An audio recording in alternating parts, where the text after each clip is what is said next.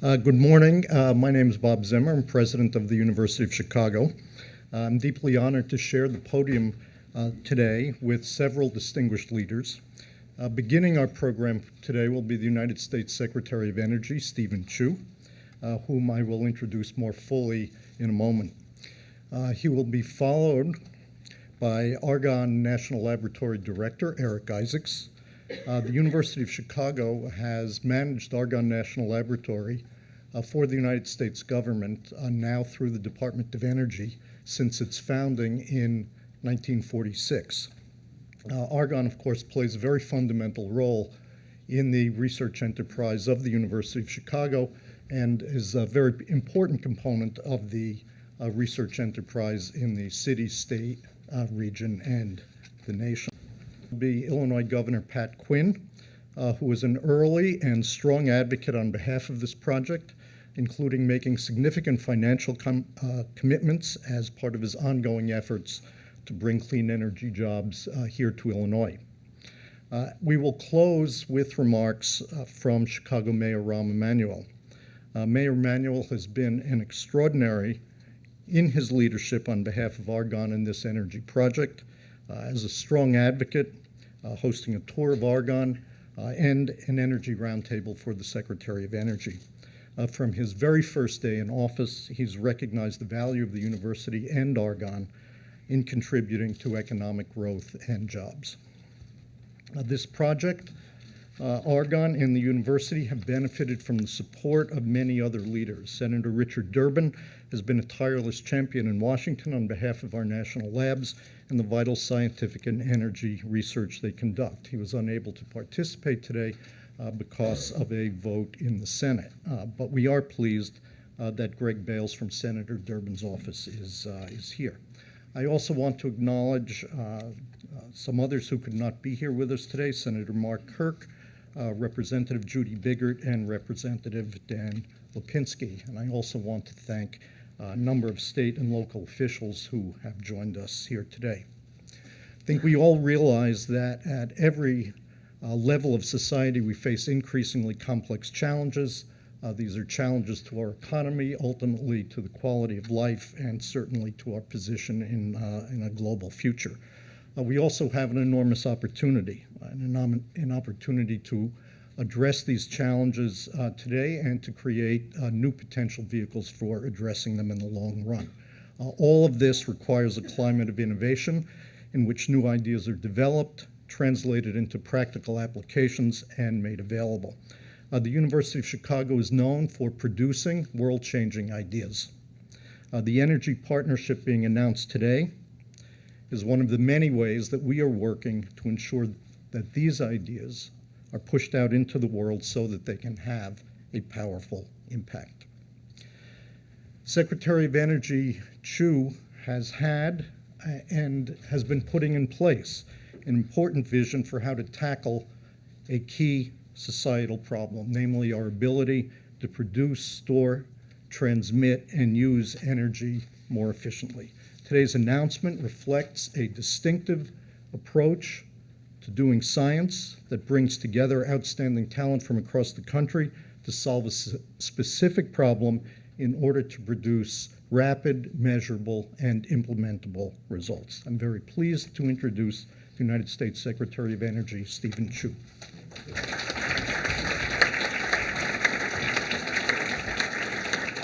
Okay, thank you, President Zimmer, and again, I'll repeat to all the VIPs here today, Governor Quinn, Senator Durbin's not here, who's been a major impetus for this, and Mayor Emanuel.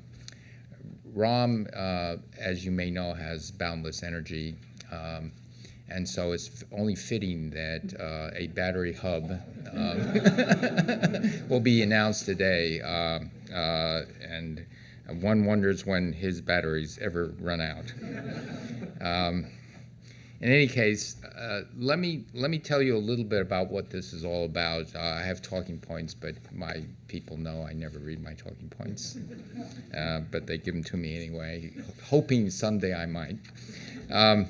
First, let me tell you the substance of this announcement. It's to announce that a team led by Argonne National Laboratory has been selected to head a 5-year, $120 million research center. And if they do a good job, it could be renewable for another 5 years. What is the research center about? The model of this started 6-8 years ago when I was a lab director, and I began to look at how, as a lab director, how could you organize research in a way that can actually change the rate at which something is done, the rate, how do you get it out of a laboratory, and how do you get it into innovation? And innovation means you get it out there into the private sector. Or, in the case my models, you had to deliver the goods during wartime. And the models I was thinking of, and I was sadly or happily, depending on your point of view, I guess for me now, sadly, old enough to know some of the people who worked at Los Alamos, and personally, and know some of the people who worked at places like the metallurgical lab called the Meth Lab near University of Chicago, and also the radiation laboratory, now called the Radiation Laboratory at MIT, developing radar. And what I got from these veterans was that when you had to deliver the goods very, very quickly, you needed to put the best scientists next to the best engineers across disciplines to get very focused on coming and solving a problem. And I heard stories of that type of interaction where some of the most brilliant physicists were actually bending metal, going and finding how to engineer something so it would last. In particular, a physicist was Ed Purcell, the inventor of nuclear magnetic resonance that led to magnetic resonance imaging, discovered hydrogen in the galaxies. He went down and visited Bell Labs, not the Bell Labs that did research, the Bell Labs that made stuff. Because he also wanted to know, and he told me, when you guys made stuff, it lasted. And we want to know how to do this. They're now not realizing what every cabinet meeting was like. Ram is getting impatient. The drums are banging, he's spinning around.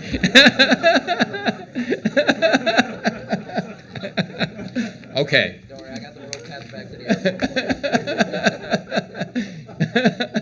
airport. Sorry. We know each other from a while back. But anyway, he's right. I should end by just saying that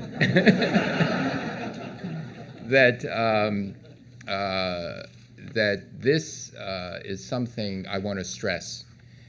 This award was made on the technical merits. It was a truly outstanding, and only the technical merits. Sorry, Ron. But it was made on the technical merits. It was an outstanding application, and I've told Eric and others that, okay, and George, okay, the ball's in your court, don't let us down. You know, you just got to do what Oppenheimer and Fermi and Seaborg and, okay, no pressure. And, you know, starting now.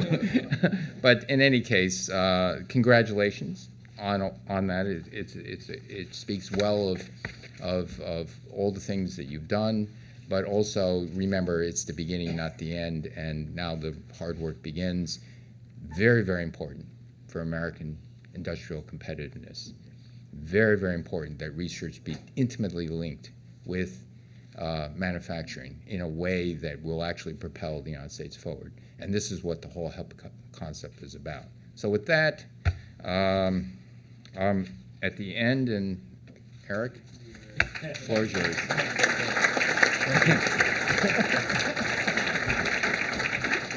So, thank you, sir. I think with that, I see a lot of the faces actually from participants in the hub. I'm going to ask all of you to step to the back and get to work right away.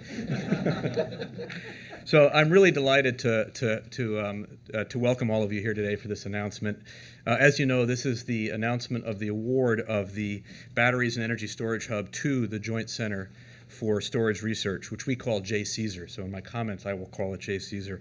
And I really want to thank, on behalf of the hub, all the hub partners and Argonne, I'd like to thank President Zimmer for his commitment, Secretary Chu, of course, for his vision. It was his vision, really, that brought these things to fruition. I'd like to thank Governor Quinn and the mayor for all that he's done and will continue to do for this hub. So it's really important that we acknowledge this. I also want to thank those that couldn't be here. Senator Durbin, as you've already heard, Congresswoman Biggert, who's been a long, stalwart supporter of the laboratory, couldn't be here today. We're delighted to thank her and wish her the best. And we're also looking forward to working with our two new congressmen, Lipinski and Foster, both coming to Argonne, and also Senator Kirk. Now, I mentioned the team. A lot of you are here in the audience, but there are a few, and a lot of people put a lot of work into this thing. There are a few I really feel I have to thank. First is Director George Crabtree, who's sitting here in the front, who's already been teased once or twice. His deputy, Jeff Chamberlain, and my deputy, Mark Peters, for their extraordinary efforts for this. And there's one other person who's standing over there, Don Levy, who's been forcing us to do everything right suddenly. So we're really appreciative of all your work. So I just make a few comments about what the hub really is to elaborate on what the Secretary's already said. This is really the latest of 4 of these energy innovation hubs envisioned by the Secretary as a means to dramatically accelerate development and deployment of important new technologies. In particular, JCESR's mission is to combine science, entrepreneurship, and education. We're taking on very large-scale, well-coordinated, mission-driven programs here that will lead to breakthroughs in energy science, and also, at the same time, train and inspire the next generation of scientists and engineers, and this is really critical. And just as significantly, JCESR will work to lead to substantial new economic opportunities for Chicago and the state of Illinois, but also the entire nation, and that's why the partnership is so nationally spread. With the creation of this hub, we embark on a historic, focused effort to transform our nation's energy landscape in both transportation and the power grid. This hub award gives us resources necessary to speed innovation only in advanced battery research, but it's through this hub that we will develop entirely new ways to store energy, and that's important, beyond lithium-ion. We will invent at the molecular scale new complex materials with storage capacities far beyond anything we have today, and with those materials, we will design transformational prototype battery systems that ultimately can be engineered for manufacturing. So it's very critical. We've already heard from the Secretary. We're going from the laboratory, complex new materials, all the way to manufacturing. So one of the things that's going to make this possible is the dream team we put together for JCESR. This is really a public-private partnership. And the partner, I just want to list the partners in this partnership. It's an important thing to say who's in it because it's really what makes this thing so great. There's, of course, Argonne. There's Lawrence Berkeley Lab, Pacific Northwest, Sandia, and SLAC at Stanford. Those are the 5 national labs. We have deep commitments and involvement from the universities, predominantly regional, but it's University of Chicago, Northwestern University, University of Illinois Chicago, University of Illinois in Champaign, and the University of Michigan. And I should mention that one of the important features of this, and you've heard it already, is not just having academics and lab scientists work together, but we have a strong involvement from industry. And our key industrial partners are Johnson Controls, and we have representation from Marianne Wright today, from Dow Chemical, Applied Materials, and for an entrepreneurial outreach, we have Clean Energy Trust, which is right here in Chicago. And I want to highlight those industry partners will keep us on the straight and narrow to really take us from those complex materials all the way to something which is manufacturable. But I also want to say, reemphasize what the Secretary said, it's not just the great team who we've assembled. We've also we have a great management plan, a great implementation plan. We're organized under a new operating model where discoverers, scientists like myself, discoverers, designers, prototypers, and manufacturers will be working in direct contact with entrepreneurs from the very beginning. That's very important. This replaces a traditional model, which is going from isolated research, development, demonstration, and then deployment in separate institutions, bringing it all under one roof. It really aims to compress the time spans from the scientific discovery at the benchtop all the way to commercialization. So really with this hub, we're anticipating big things. The hub began with great science and will continue with great science. With George Crabtree's leadership and our world-class team of partners, we will really keep the United States at the leading edge of the worldwide race to develop practical and reliable battery technologies. So something I'm going to say will put my partners on alert. We have a very ambitious goal, which is 5-5-5. And I'm going to state this publicly so we know we have to get there. The Secretary will be happy. We're going to develop batteries that are 5 times more powerful, 5 times cheaper within 5 years. That's a very aggressive, very ambitious goal, but it's what the Secretary just said we have to do. A factor of 2 is great. It can be engineered, and we're going to work on that. That'll be the milestones along the way. But really, factors of 5 are what we need to transform both the power grid and transportation. So we're working on that. And ultimately, I believe that today's announcement will mark a paradigm shift in our approach to energy storage technology, and perhaps even more broadly, for green energy technologies as a whole. And the paradigm shift can be described as this, and I'll conclude with this thoughts. From an either-or paradigm to a yes-and paradigm. From either we protect our environment or we expand our economy, to a paradigm in which, yes, we can create new technologies that reduce greenhouse gas emissions and create jobs here in the United States. From either we can have plentiful, affordable energy, or we can switch to more expensive, less reliable renewable sources. 2, yes, we can create grid-level storage technologies that will make wind and solar practical and cost competitive. And from either we build an energy-efficient cars or we build affordable cars, to yes, we can design innovative, practical new electric cars that are lower in price and cheaper to power. So 5 years from now, I believe that we will look back with pride on what we have done, on pride on what we have achieved and the ideas that we have brought to fruition. And it is my hope that we will say, yes, we have made great progress, and going forward, we can do even more. Thank you.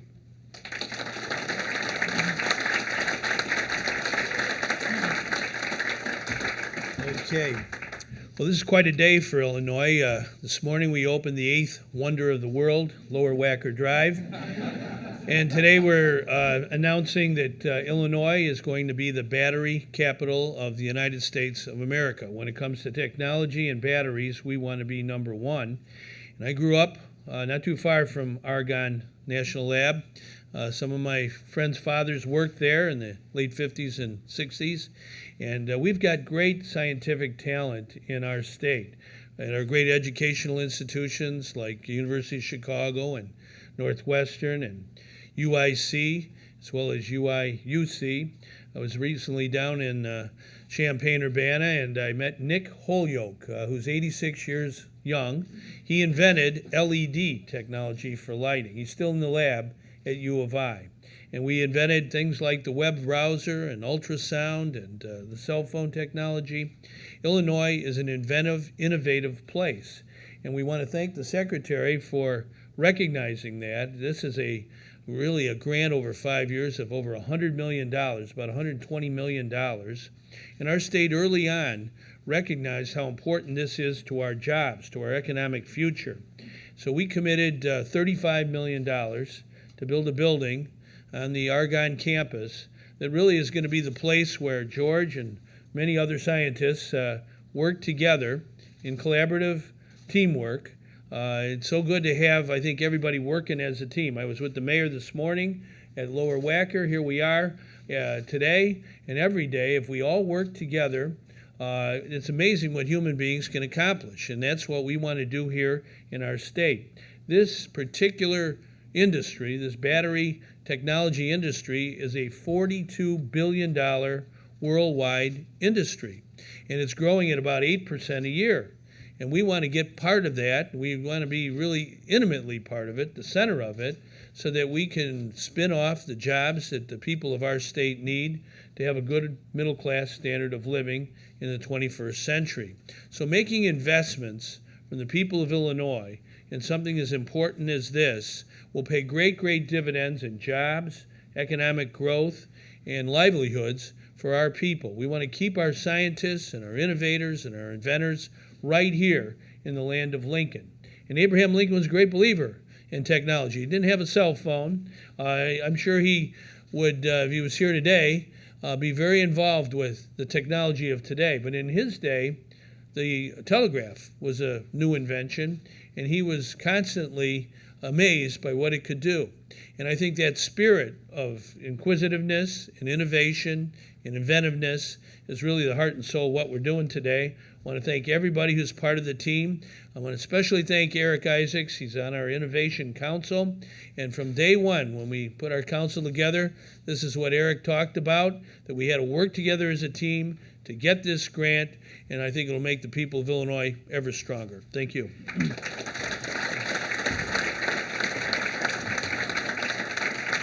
Thank you, Governor. I want to emphasize, while I was teasing Secretary Chu, which I will say this, and I was joking with him, but, and this is on a separate subject, I do want to note that while you all witnessed what he could do in a cabinet meeting and his knowledge of technology, it's often forgotten how important he was when the BP well exploded, having a Nobel Prize-winning scientist in the room to help the president and force the industry to do things that they could not do, that could not have been possible without Stephen Chu. That does not mean periodically he can't get enamored with technology and science and get lost in that, which some of us as former chiefs of staffs would prod along. But that said, all of us witnessed with awe what one Nobel scientist could do to change and help a country with its worst environmental crisis and actually prod industry to do things that they didn't think was possible. So we owe you a great deal of gratitude beyond this grant today. About a year ago, President Zimmer came and just wanted to discuss about the competition to go and make sure that the city of Chicago, the state of Illinois, Argonne, University of Chicago was the center of this battery research, the most promising research. Now, first of all, Japan and South Korea are accelerating their resources into this, and this is a major competition worldwide, as the governor noted. There were other labs around the country who were competing for this grant, which is why I'm so proud that we here in the city of Chicago, the state of Illinois, are going to be the center of a promising field, both on the auto side, the electric grid, storage, which will be unlocked, alternative energy, because as it produces, where you're going to store that energy has been the riddle that needs to be solved. And this will make Chicago and the state of Illinois this epicenter in the United States to not only compete, but to leapfrog past Japan and South Korea and all the promise of manufacturing jobs that are established, whether that's Applied Materials and Johnson Control, the auto industry, but all the promise of future and startup companies like Smith Electric, as you saw, that just decided to open up a facility here in the city of Chicago to produce electric vehicles. So from new companies to the old established who want to modernize and advance and leapfrog their competitors around the world, having research like this centered in a major urban area and in a major state, and allowing us to bring industry to be on the front end, not on the back end, is how we make sure that we not only compete against, but leapfrog ahead of the competition to the next generation of technology.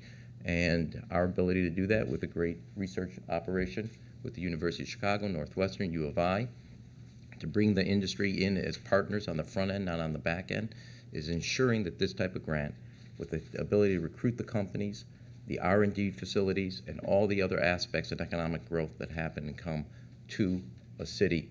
And you cannot think of what we refer to in shorthand as Silicon Valley without what the research they produced at Stanford and Berkeley. That's what we're producing for the most promising field that is going to grow guaranteed at a minimum of 8% a year for the next 20 to 30 years, which is the battery technology and storage. And Chicago will be the center of that research and all the promise of jobs and economic opportunities that come from that. And so while the governor joked, yes, about Wacker Drive, but it goes to the fundamentals. If you invest in the quality of your educated workforce, you bring the type of basic research to the city, you make investments in your infrastructure, whether that's at an airport, mass transit, your roads, or your broadband, and you make all those type of investments and bring that together, you will actually lead the country in job creation, which is why the city of Chicago has led every major city in the last year in job growth and job creation, because you're doing the fundamentals right so that the private sector can actually recruit and create jobs here. Ed? Mr. Mayor, And then I'll get- Richard J. Daley once foresaw that air transportation would be the future for the economy in Chicago, so he annexed part of DuPage County, put O'Hare there. Argonne's about 30 miles from City Hall. How do you maximize economically what's happening in Argonne for the city of Chicago? Without annexing it? Is that, are you taking that off? I didn't know you were, I didn't realize you were saying that. Well, there's a couple things. First of all, number one, don't give him flattering with that. Number one, Ed, is, as you already saw, Smith Electric came to the city of Chicago. They're going to open up their facility here. That's number one. It's already a company with manufacturing jobs in electric vehicles. Number two, I think that this, and everybody else can come up here if they want to speak, but you have other companies in and around here. You have basic research for the auto industry. Now that this is here, they may consider having satellite research and development come and set up and be operable here.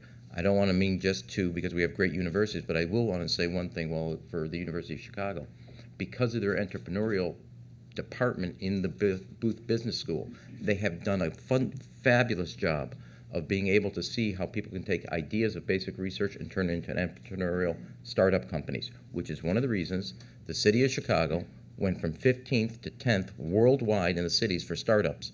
No other city has moved that dramatically in a single year and that far in a single year. And it's the ability to say, here's an idea and here's a company with an IPO promise.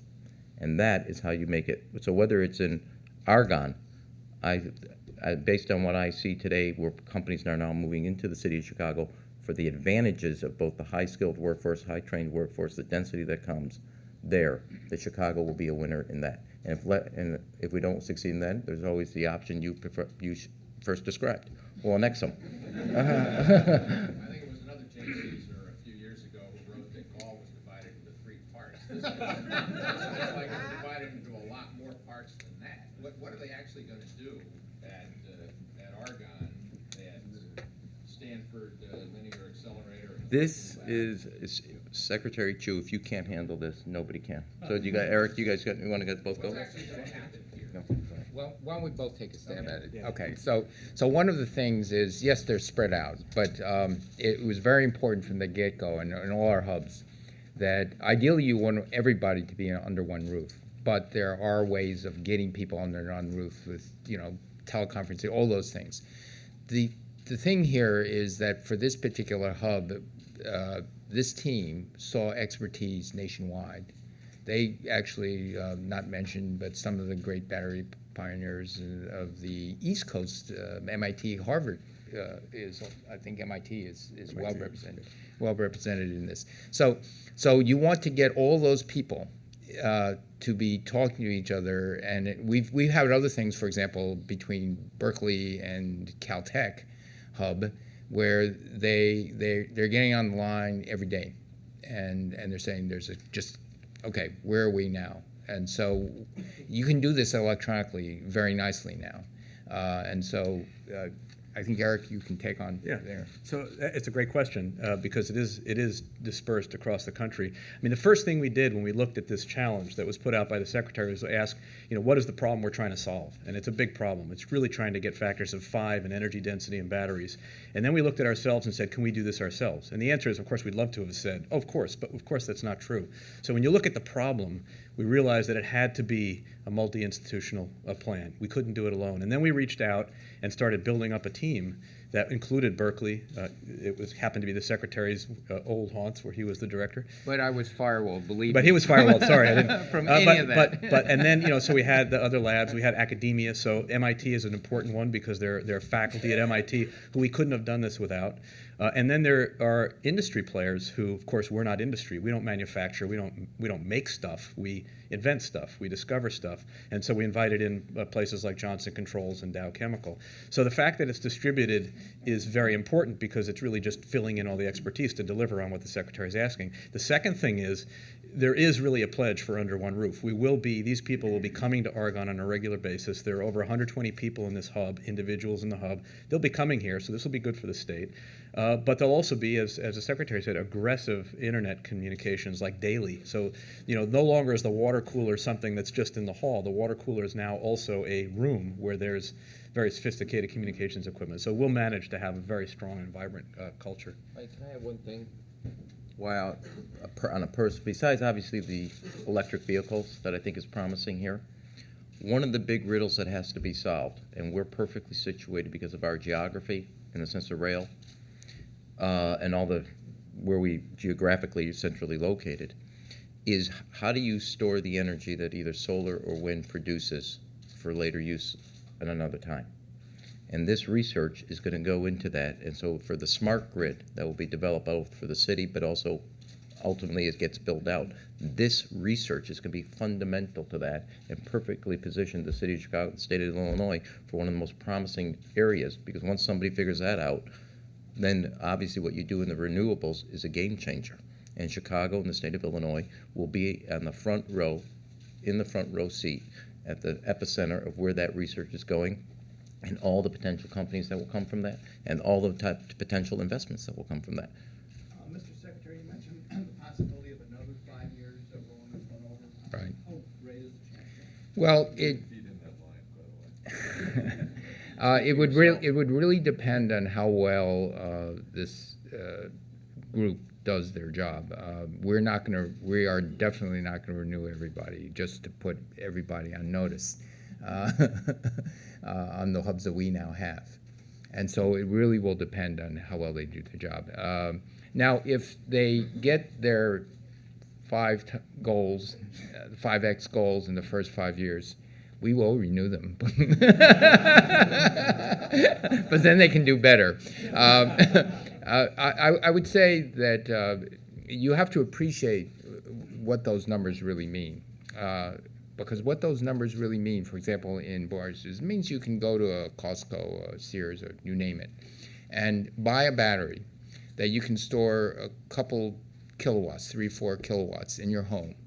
So that battery can be your local storage if you want to put it solar. It could be toggling back and forth, time of day pricing. It sips, it does energy arbitrage for you. It sips at night and delivers it to you in the expensive air conditioning times. Takes a big load off the utilities. Those same batteries could help the utilities have a much more robust system. We look very carefully at where the price points are. And it actually turns out to be only 4X, but I like 5 better.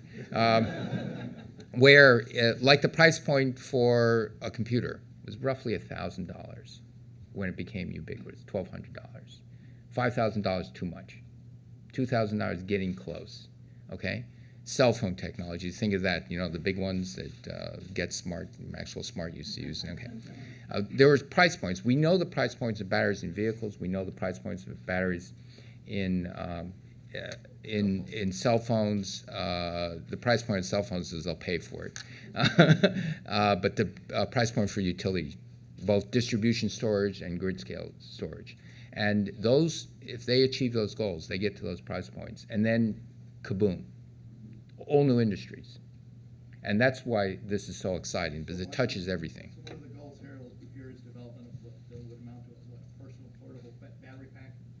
No, I think that means I did a little calculation during a blackout recently in my home, where you know, if you have half the number of solar panels on your roof, but you have a battery, okay, you can become 80% self-sufficient, blackout immune. Okay. And if the prices are less than $10,000 to get that, I would pay for it. Energy Secretary, there was obviously next week A123 is going to be auctioned off. It's another one of the Energy Department's pet projects. So how would this battery hub kind of deal with investments the U.S. has already made to ensure that we don't further harm them? Okay, so this is more on the research side, but with a very much an eye for research going into development. In any new technology development, think back to the history of, you name it, let's take automobiles. Not every company succeeds, all right? We hope they all succeed in telecommunications, in computers, in electronics. There's, you know, some win, some lose. Never should the United States ever say, oh, because we had some that didn't succeed as well as others, we shouldn't be in the game. I think that's the most important thing to recognize in any of these things. When there is a new burgeoning technology where you can see be such a significant part of any country's economy. Okay, so for companies like A123, we are certainly focused very much on protecting the taxpayers. But on the other hand, those are investments, and this is another investment more on the research side, where we see you have to be in this game. If you say, no, there's a chance I'm going to fail, therefore we'll let Japan, Korea, Germany, China, you name it, own this space, then we will have failed. And if every technology from you know, the web to computers to electronics to automobiles, we had the lead. We took the lead from Germany. We gave back the lead to elsewhere. We have to get back that lead. And this is something that I think you ask any engineer or scientist, this is one of those things. It will be part of the economy, whether it's 5 years, 10 years, or 15 years, it will be an essential part of a lot of what we do in the coming decades. You talk about being blackout immune. Can you describe in other ways how my life or the average American's life would change as a result of what happens at this center? You will have, if they develop, one of the parts, if they develop the batteries, they will develop the grid distribution system will become much more robust. It will also become much more efficient. What many people don't realize, in order to get electricity out to the fringes, out to your homes at the very ends of the grid, you overfill, and some of it spills out, right? You can imagine it's like plumbing. You know, you got to get water everywhere, so you're willing to slosh some of it. If you had little local storage in boxes maybe this big, situated, you still, I don't know what color they are around here, around where I live, they're kind of light green. I don't know what they look like here, gray or some nondescript color. Gray. Those things that are part of the transmission are invisible really. You could have batteries like that. That makes it a much more robust system.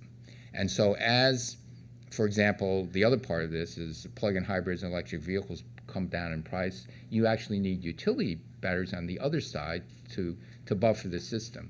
But even if you didn't have electric vehicles, you would have a much more efficient grid, something much less susceptible to surges and blackouts.